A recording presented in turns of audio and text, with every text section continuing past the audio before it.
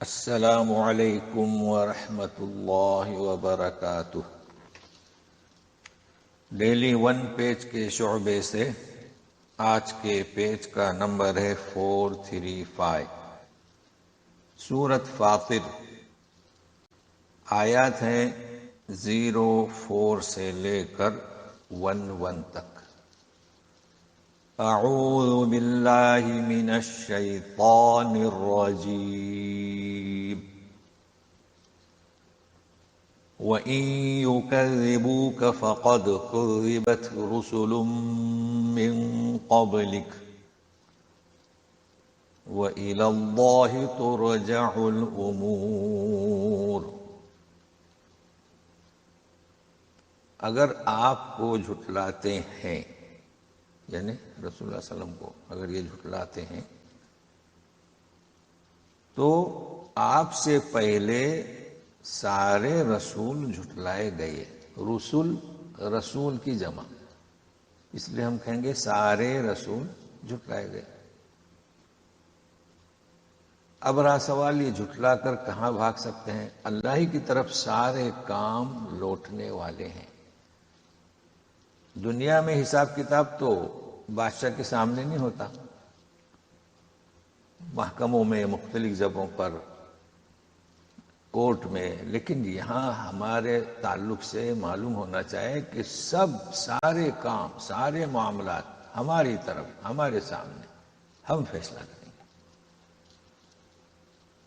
اب لوگوں کو مزید تنبیہ کی جا رہی ہے، یا ایھا الناس ان وعد اللہ حق فلا تغرنکم الحیاۃ الدنیا ولا یغرنکم باللہ الغرور۔ غرور بھی ہے سورہ حدید میں۔ تو اے لوگو، اللہ کا وعدہ سچا ہے، مطلب جو حساب کتاب کا وعدہ کر رکھا ہے وہ کر رہے گا، سچا اور پکا۔ اب دنیاوی زندگی تمہیں دھوکے میں نہ ڈالے۔ حیات فیمیل ہے، اس لیے تغر اس پر تا آیا ہے۔ اب غرور میل ہے، غرور کے معنی دھوکہ باز، اس لیے یا آیا ہے ولا یغرنکم۔ تو تغرنکم فیمیل کی وجہ سے تا، اور یغرنکم میل کی وجہ سے یا۔ اچھا، غرور کے معنی دھوکے باز، اس میں فاعل کا صیغہ۔ اور سورہ حدید میں غین کے پیش کے ساتھ غرور یعنی اس چیز کا نام، تو غرور نام دھوکے کا، فریب کا، اور غرور دھوکہ باز۔ کون دھوکہ باز؟ شیطان۔ تو شیطان کے تعلق سے سنیے، ان الشیطان لکم عدو فاتخذوه عدوا انما يدعو حزبه ليكونوا من اصحاب السعیر۔ یقیناً شیطان تو تمہارا دشمن ہے، اور یہ دشمن کیسا ازلی؟ جس وقت آدم علیہ السلام کی خلافت کا اظہار کیا گیا اس وقت سے یہ دشمن ہے، تو اسے تم دشمن ہی مانو۔ اب رہا وہ، تو وہ اپنے جماعت کو، حزب اس کی جمع احزاب، وہ بلاتا ہے، کیوں؟ تاکہ وہ سب اصحاب سعیر ہو جائیں۔ سعیر کہتے ہیں، کسے کہتے ہیں؟ اب یہاں کچھ بھی ترجمہ کیا جا سکتا ہے، آگ والے ہو جائیں، جہنم والے ہو جائیں، لیکن سعیر اصل میں بھڑکتی ہوئی آگ کو کہتے ہیں، چونکہ آگ میں کئی قسمیں نا بھائی، آگ ہے سلگتی بھی ہے، بھڑکتی بھی ہے۔ اب یہ کفار اور مؤمنین، ان کے تعلق سے بیان کیا جا رہا ہے، الذین کفروا لهم عذاب شدید والذین آمنوا وعملوا الصالحات لهم مغفرۃ واجر کبیر۔ یقیناً جنہوں نے کفر کی روش اختیار کی ان کے لیے سخت عذاب۔ اب یہاں غور سے سنیے، کافروں کو سخت عذاب، اور جو ایمان لائے وہ عامل الصالحات، نیک اعمال کے، ان کے لیے مغفرت اور بڑا اجر ہے۔ اب آپ غور کریں کہ ایمان کے ساتھ عمل الصالحات، نیک اعمال کا اضافہ کیا ہے، تو معلوم ہوا کہ نیک عمل اس کی بڑی اہمیت ہے۔ اے ایمان والو، یہ لوگوں کا تصور درست نہیں کہ بس ہم ایمان لائے اب کچھ بھی کرتے رہیں، نہیں، بلکہ اعمال صالحہ، نیک اعمال کی بڑی اہمیت ہے، وہ اپنے اس ایمان کا ثبوت پیش کرتے ہیں، تو اسے نوٹ کر لیں۔ اور ہم جو بھی بات کہیں قرآن آیات کی روشنی میں کہیں،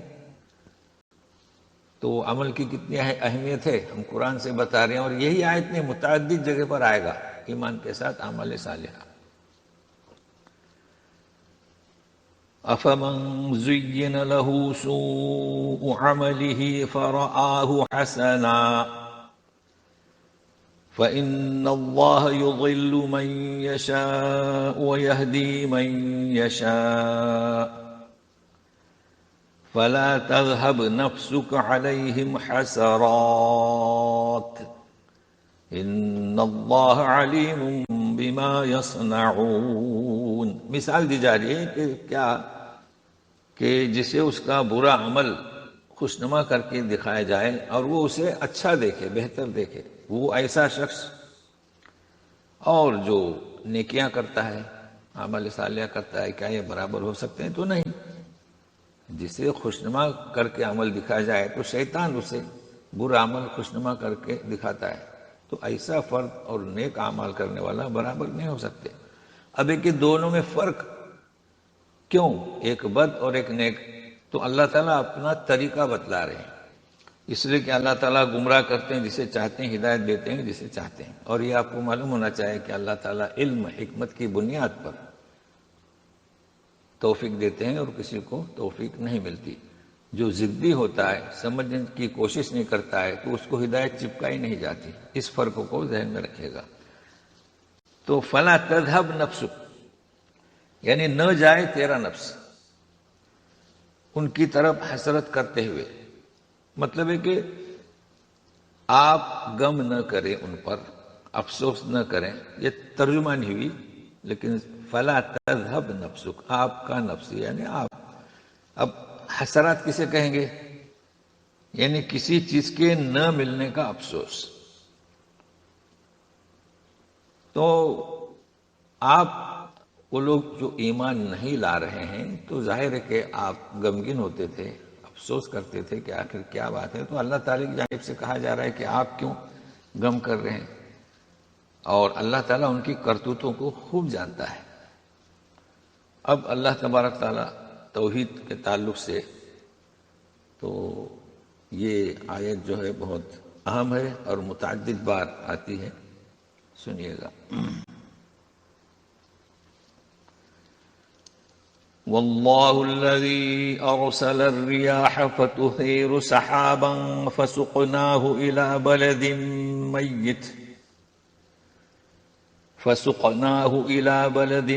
ميت فأحيينا به الأرض بعد موتها كذلك النشور۔ وہی تو ہے ذات جو ریاح ہواؤں کو بھیجتا ہے، تو وہ لے چلتی ہیں، بادلوں کو اٹھاتی ہیں، اور جب لے چلتے ہیں تو ہم پھر پلاتے ہیں فسقناہ، ایسی زمین کو جو مردہ ہوتی ہے، یعنی خشک ہو جاتی ہے، تو خشک ہونے کے بعد اسے ہم زندہ کرتے ہیں پانی برسانے سے۔ اسی طرح جی اٹھنا ہے دوبارہ۔ یہ آیت بہت اہم ہے، اور ایک بار نہیں متعدد بار سمجھائے جو اللہ کو نہیں تسلیم کرتے اور اس کے روبرو ہونے کو تسلیم نہیں کرتے، دوبارہ جی اٹھنے کو، کہ غور کیجئے ہر سال لوگ ہریالی کو رونتے ہیں، جانور رونتے ہیں، اور وہ اس کا دانہ ہو وہ رل مل جاتا ہے مٹی میں، دھول ہو جاتی ہے، مگر جب ہوائیں چلتی ہیں اور بارش برستی ہے تو تازگی آ جاتی ہے۔ تو اسی طرح لوگ جی اٹھیں گے۔ من كان يريد العزة فلله العزة جميعا، من كان يريد العزة فلله العزة جميعا، وهو الذي أرسل الرياح فتثير سحابا فسقناه إلى بلد ميت فأحيينا به الأرض بعد موتها كذلك النشور۔ وہی تو ہے ذات جو ریاح ہواؤں کو بھیجتا ہے، اور إليه يصعد الكلم الطيب والعمل الصالح يرفعه والذين يمكرون السيئات لهم عذاب شديد ومكر أولئك هو يبور.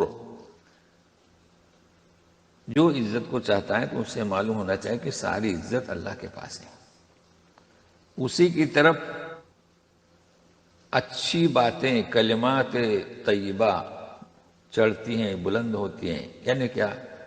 تسبیح، تکبیر، تحمید، امر بالمعروف، نہی عن المنکر، اخلاق کے فاضلہ فرشتے لے کر جاتے ہیں. کلمہ کی جمع ہے.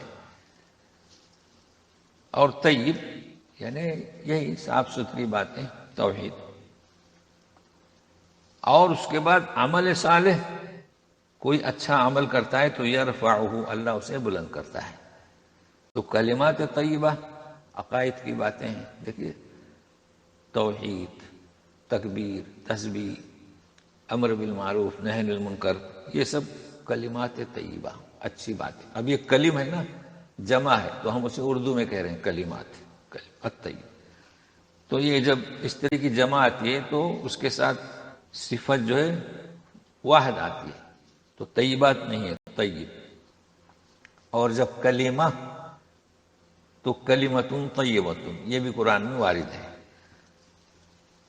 اب اگلی بات سنیے، والذین یمکرون السیئات. ہاں، جو برائیوں کے داؤ اور گھات میں رہتے ہیں ان کے لیے سخت عذاب. جیسے کہ نبی کریم صلی اللہ علیہ وسلم قتل کی سازش میں رہے، مسلمانوں کو نقصان پہنچانے کے، تو ان کے یہ جو داؤ اور گھات ہیں، تدبیریں، یہ سب برباد ہوں گی. یبور. واللہ خلقکم من تراب ثم من نطفة ثم جعلکم ازواجا وما تحمل من أنثى ولا تضع إلا بعلمه وما يعمر من معمر ولا ينقص من عمره إلا في كتاب إن ذلك على الله يسير. اللہ ہی ہے جس نے تمہیں پیدا کیا مٹی سے.